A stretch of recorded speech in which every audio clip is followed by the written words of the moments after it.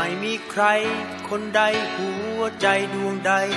ไม่มีความหมาย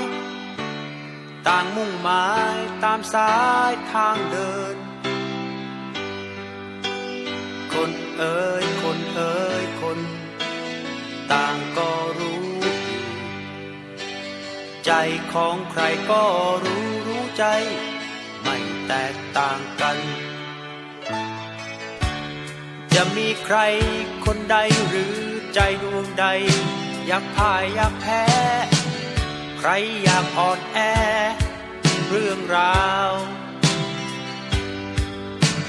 ใครต่างคนต่างใคร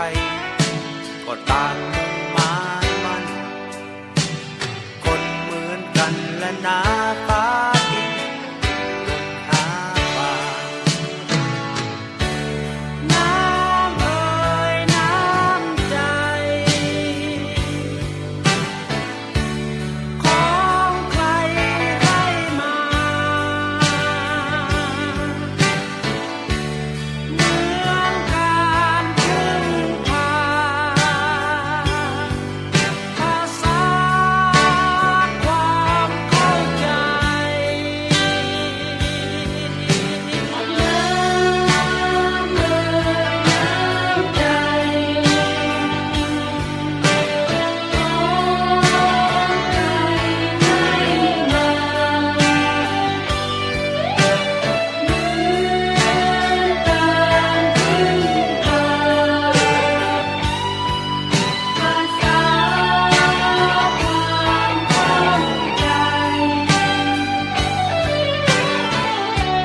มันก็เป็นเช่นนั้นนะ